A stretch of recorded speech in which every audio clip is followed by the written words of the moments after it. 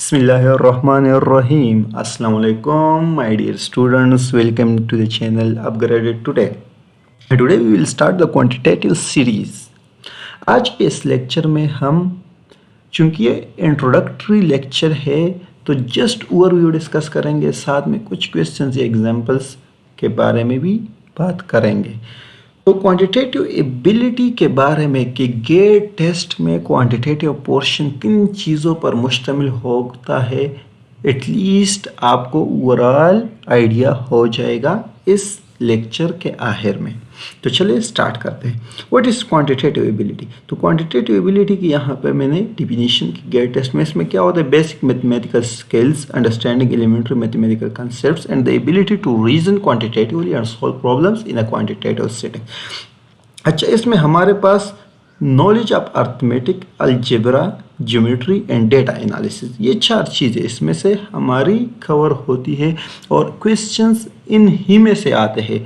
ये चार पोर्शंस ही गेट का जो टेस्ट है, या नेट का है, या हेड का है, या सेट का, किसी भी टेस्ट के क्वांटिटेटिव पोर्शन में हमारे इन चार चीज़ों के नॉलेज को जज किया जाता है। तो चलो स्टार्ट करते हैं। अर्थमेटिक, अगर बेसिक अर्थमेटिक भी हम बात करें तो यहाँ पे हम जनरल कुछ चीज़ें या रूल्स में आज आप लोगों के साथ डिस्कस करूँगा कि आप लोगों को ये चीज़ें पता होनी चाहिए। ये जब चीज़ें सारी आप लोगों के जहन में होंगी तो दिन, क्योंकि नेक्स्ट वीडियोस में हम क्वेश्चंस को डिस्कस करेंगे और वो सारे question in he rules, regulation, conditions पे बेस करेंगे। तो ये अगर आप लोगों के जहन में होंगी, ये समझ आ रही होंगी, that will be very easy, quite easy, there will be no any difficulty for you.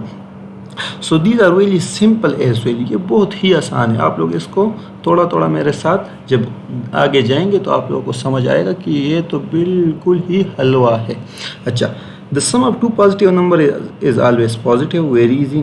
The sum of two negative number is always negative. जब भी हम अगर नेगेटिव नंबर्स को ऐड करेंगे नेगेटिव आएगा। Subtracting a number from another number is the same as adding its opposite. A minus b is equal to a plus minus b. तो ये just आप लोग रीड कर ले, वेरी इजी है। अच्छा, every integer has a finite set of factors and infinite set of multipliers.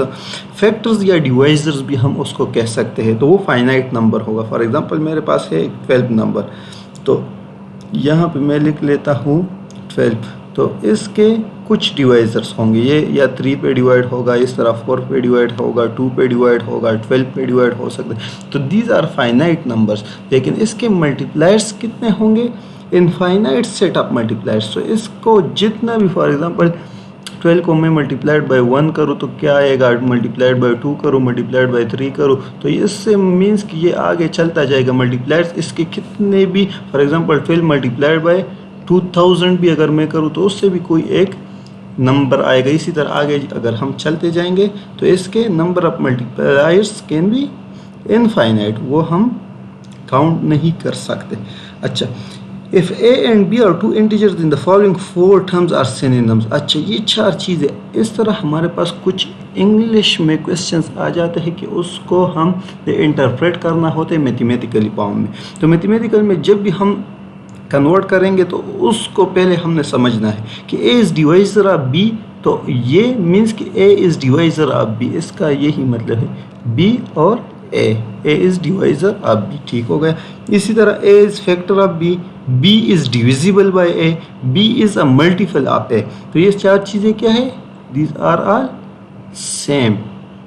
They all mean that a, when a is divided by b there is no remainder. They all mean that when b is divided by a। ये इनसे mistake हो गई है, ठीक। यहाँ पे b आएगा और यहाँ पे a आएगा, क्योंकि a is divisor of b, ठीक है।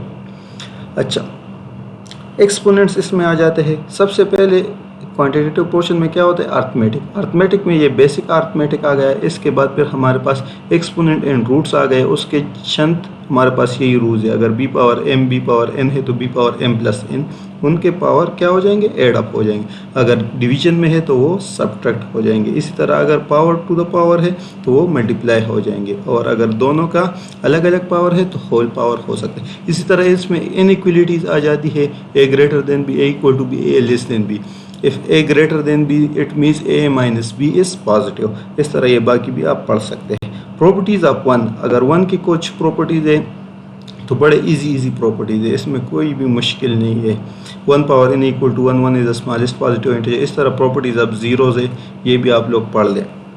फ्रैक्शन एंड डिसिमल्स फिर इसमें आ जाते हैं। अच्छा, फ्रैक्शन अभी क्या है, 1/8, 1/24, इसमें एक न्यूमरेटर होता है, दूसरा डिनोमिनेटर होता है, ठीक है। इस तरह हमारे पास परसेंट्स आ जाते हैं। लेट सपोज 15% या 20%, तो 20% को 20/100.20 इस तरह हम लिख सकते हैं। फिर इसमें से नेक्स्ट आ जाता है रेशियो एंड प्रोपोर्शंस। तो रेशियो एंड प्रोपोर्शन अगर 16 to the ratio for example if there are 16 boys and 4 girls, तो 16/4 आ जाएगा, या 16:4 और 4:1 अगर सिंप्लीफाई कर ले 0.25 भी इससे आ जाता है, और 25% भी हो सकता है। इसी तरह एवरेज आ जाता है, sum of the numbers divided by total numbers, ठीक हो गया। तो ये एवरेज आ गया। इसके बाद ये हमारे पास अर्थमेटिक ख़त्म हो गया। दूसरा है फिर अलजबरा।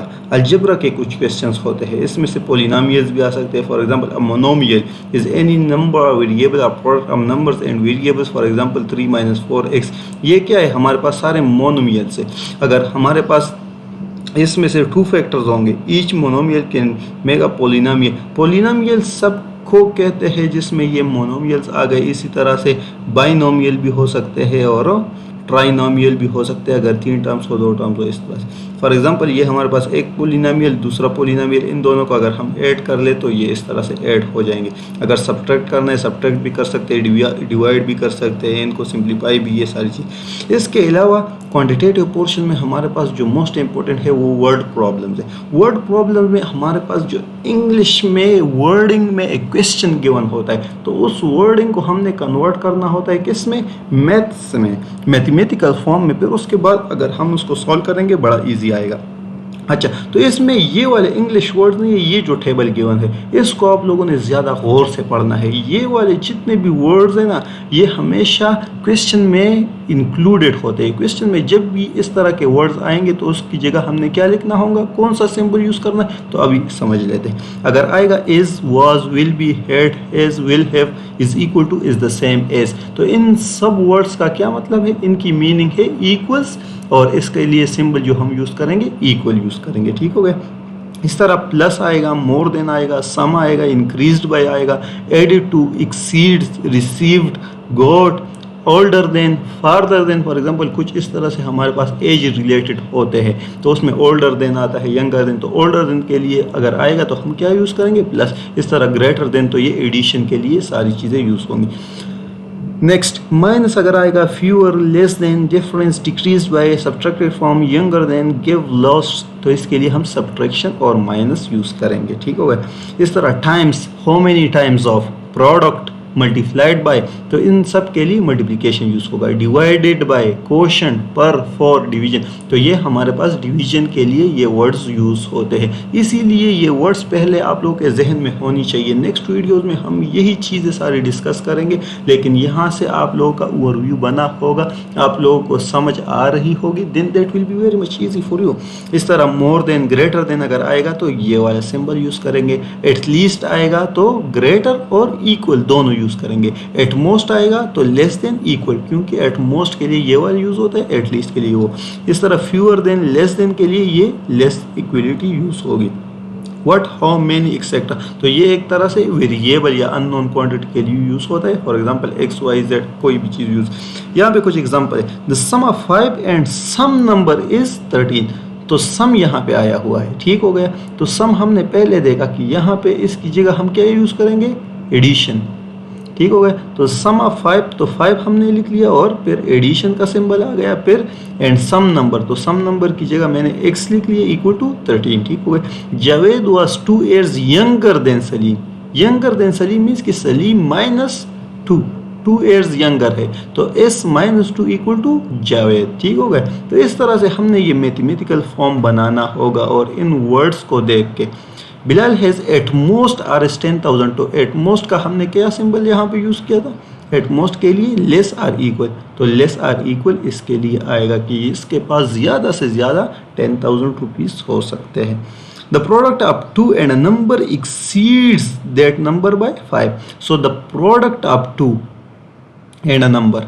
यहाँ पे अगर हम देख लें तो product of 2 and a number, तो product of 2 and a number means की multiplication 2 multiplied by n exceeds that number by 5, तो उसी नंबर को एक्सीड कर रहा है तो +5 मैंने कर लिया और इक्वल टू। तो इस तरह से हम वर्ड्स को मैथमेटिकल फॉर्म में ट्रांसलेट कर लेंगे। तो ये हमारे पास आ गया अलजेब्रा। ठीक हो गया। अलजेब्रा में यही चीज़ें होती हैं मोस्टली।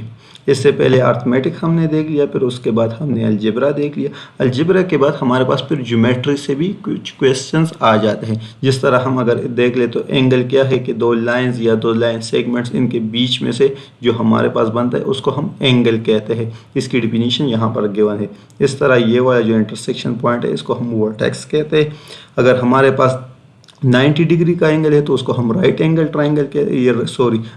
कहते हैं। इसी तरह अगर ग्रेटर देन 90 है और लेस देन 80 है तो उसको हम ऑब्ट्यूज एंगल कहते हैं, और अगर लेस देन 90 है इस तरह का एंगल है तो उसको हम क्या कहेंगे, एक्यूट एंगल। ठीक हो गया।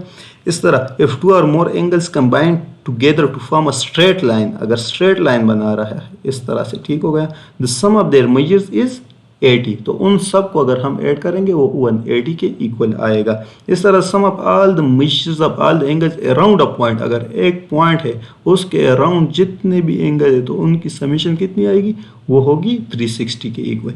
इस तरह से व्हेन टू लाइंस इंटरसेक्ट्स, अगर दो लाइन इंटरसेक्ट करेंगे इस तरह तो ये जो एंगल बनेगा साथ में ये डी एंगल जो है तो ये क्या होंगे, वर्टिकल एंगल होंगे और दोनों इक्वल होंगे। इस तरह ए और सी भी इक्वल होंगे। ट्राइंगल्स फिर इसमें आ जाते हैं। ट्राइंगल हमारे पास इस तरह का होता है जिसके 3 साइड्स होंगे और 3 एंगल्स, और तीनों एंगल्स की समेशन हमेशा हमारे पास 180 के इक्वल होती है। In any triangle longest side of a triangle is opposite the largest angle, जो सबसे लार्जेस्ट एंगल होता है उसके अपोजिट वाला जो साइड है वो सबसे लॉन्गेस्ट होते हैं। ठीक हो गया। The shortest side is opposite to the smallest angle. ठीक हो गया। Sides with the same length are opposite the angles with same measure, ये भी वही चीज़ है। फिर इसके बाद स्केल ट्राइंगल होता है आइसोसेलेस और इक्विलेटरल। इक्विलेटरल में all 3 sides are equal. Isosceles triangle वो है in which 2 of the sides of a triangle are equal, 2 sides उसमें से हमारे पास क्या होते हैं, इक्वल होते हैं। और scalene in which all the 3 sides are of different length. इस तरह से और भी हमारे पास इनकी क्लासिफिकेशन है। फॉर एग्जांपल वो एक्यूट ट्राइंगल, ऑब्ट्यूज ट्राइंगल और राइट ट्राइंगल।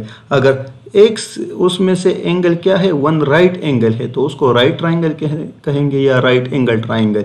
अच्छा, अगर इसमें से हमारे पास एक ऑब्ट्यूज एंगल है तो उसको ऑब्ट्यूज ट्राइंगल कहेंगे, और अगर तीनों एक्यूट है तो एक्यूट ट्राइंगल आएगा। ठीक होगा। इस तरह इसके अलावा इसका हाइपोटेन्यूज होता है, एक हमारे पास बेस भी हम कह सकते हैं, परपेंडिकुलर भी। और पिथागोरस थ्योरम को अगर हम देख ले तो उससे राइट एंगल ट्राइंगल के लिए यूज़ होता है a² + b² = c²। अच्छा जी, तो यहाँ तक हमारे पास ज्योमेट्री कवर हो गई। और ये क्वांटिटेटिव पोर्शन में ये सारी चीज़ें टच होती है, इनमें से क्वेश्चंस आते हैं। इसी वजह से मैंने बेसिक सारी जितनी चीज़ें हैं आप लोगों को बता दी। ठीक होगा, ताकि बाद में मुश्किल ना हो। फिर डिस्क्रीट क्वांटिटेटिव क्वेश्चन इस तरह से, जिस तरह फॉर एग्जांपल मैंने एग्जांपल्स दिए हैं तो इस तरह के क्वेश्चंस भी होते हैं टेस्ट में। If 25% of 220 = 5.5% of x, what is x? तो हमने यहाँ पे क्या करना होगा, यहाँ पे हमने 220 का 25% फाइंड करना है, और उसी 25% को हमने क्या करना है, इक्वल करना है 5.5% ऑफ x के, और फिर हमने ये नंबर x फाइंड कर लेना है। तो यहाँ पे चूंकि मैं सोल्यूशन नहीं कर रहा, सिर्फ आप लोगों को जस्ट आइडिया हो जाए कि ये हमारे पास क्वांटिटेटिव पोर्शन में यही चीज़ें इंक्लूड होती है। इस तरह के क्वेश्चन आ सकते हैं। अगर आप में से किसी ने सॉल्व करना है तो खुद से सॉल्व कर ले, इसको देख ले। अगर किसी को फिर भी कोई इशू है या कोई मुश्किल है तो वो मुझे बता दें, मैं एक अलग से वीडियो या इसकी सोल्यूशन कमेंट सेक्शन में फिर शेयर कर लूँगा। ठीक है, दीज आर वेरी इजी। इस तरह से ये क्वेश्चंस भी होते हैं डिस्क्रीट क्वांटिटेटिव सेक्शन के। Science students choose exactly one of 3 periods, for example medical sciences, engineering sciences and computer sciences. If in a college 3/5 of the students choose medical sciences, 1/4 of the remaining students take computer sciences, what % of the students take engineering sciences? तो इसमें हमने क्या करना है, यही चीज़ है कि वो वर्ड प्रॉब्लम जिस तरह हमने देखी थी वही वर्ड्स को हमने क्या करना है, मैथमेटिकल फॉर्म में कन्वर्ट करना है। फिर उसमें परसेंटेज का क्वेश्चन आ गया।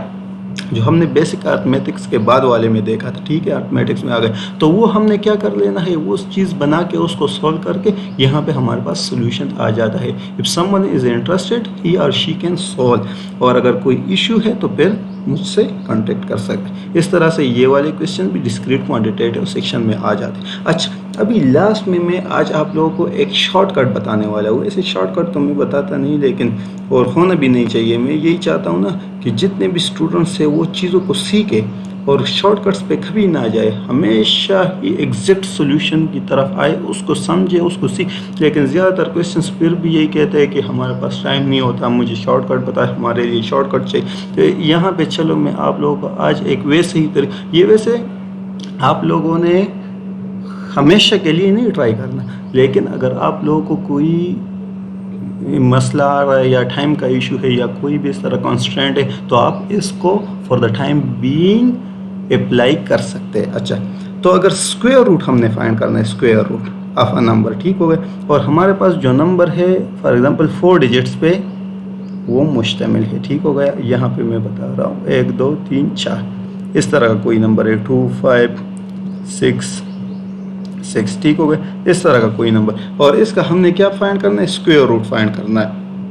तो इस तरह के नंबर का स्क्वायर रूट फाइंड करने के लिए आज मैं आपको ये शॉर्टकट बताने लगा। सबसे पहले तो आप लोगों ने ये जितने भी परफेक्ट स्क्वायर्स है, 1 square equal to 1, 2 square equal to 4, 3 square equal to 9, 4 square equal to 16, 5 square equal to 25, 6 square equal to 36, 7 square equal to 49, 8 8 जार 64, 9 9 जार 81, 10 10 जार 100।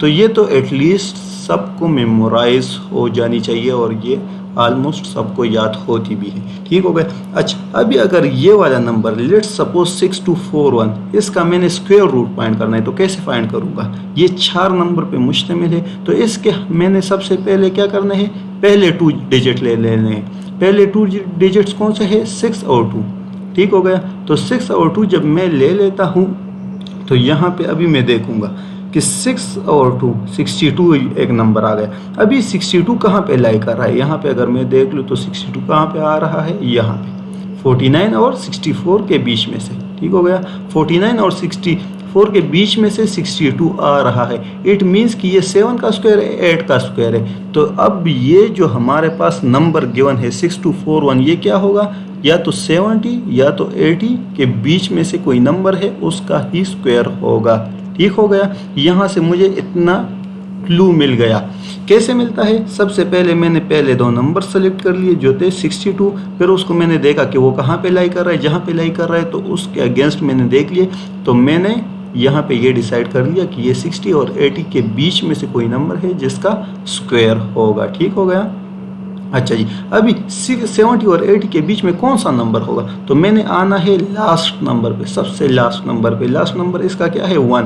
तो अगर मैं यहाँ पे देख लूँ इसके लास्ट में 1 आ रहा है, और दूसरा 9 के स्क्वायर वाले वर्ड में ये वाला जो नंबर है 81, इसके लास्ट में क्या आ रहा है, 1 आ रहा है। तो मैं अभी यहाँ पे लिखूँगा कि ये मेरे पास या तो 70 और 80 के बीच में है, तो ये 71 होगा या 79 होगा, ठीक हो गया। क्योंकि 1 का स्क्वायर है उसके लास्ट में 1 आ रहा है, इस तरह 9 के स्क्वायर में लास्ट में 1 आ रहा है, ठीक हो गया। यहाँ तक समझ आ गई। सबसे पहले हमने पहले दो नंबर जब ले लिए, फिर उसको हमने देखना है कहाँ पे लाई कर रहा है, तो उसके हमने 70 और 80 ले लिया।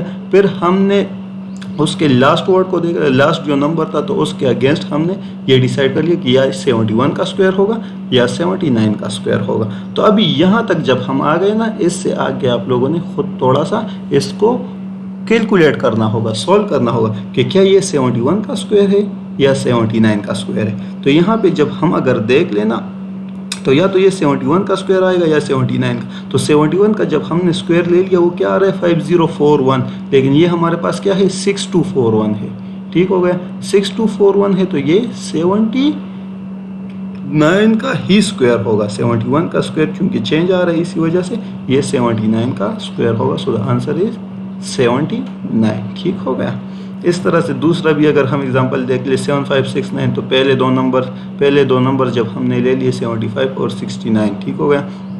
तो 75 कहाँ पे लाई कर रहा है, सबसे पहले हम देख लेते हैं। 75 लाई कर रहा है यहाँ पे, तो ये 80 और 90 के बीच में से कोई वर्ड होगा। अच्छा, इसका लास्ट क्या है, 9 है, तो 9 अगर हम यहाँ पे देख लें, एक तो ये आ रहा है 3 का स्क्वायर और दूसरा 7 का स्क्वायर, तो 3 या 7 लास्ट में आएगा, मीन्स कि या तो 83 होगा या 87 होगा। ठीक होगा, तो 87 और 83 का एक का भी हम स्क्वायर कर लेते हैं, दूसरे का भी। तो यहाँ पे अगर हम चेक कर ले तो ये 87 का स्क्वायर बनता है, 83 का नहीं। So this is a shortcut way. आप इस तरह से मीन्स के खुद भी ट्राई कर सकते हैं, बट हमेशा इस तरह की एक एक ट्रिक्स चलो मैं आप लोगों को बताता रहूँगा, लेकिन ये ट्रिक्स को हमेशा आप लोगों ने ये नहीं कि इस पे ही आप लोगों ने मतलब इसको ही बेस बना लो और इस पे ही आप डिपेंड हो जाओ, नहीं। आपने हमेशा क्या करना होगा, एग्जैक्ट अगर आपने इसका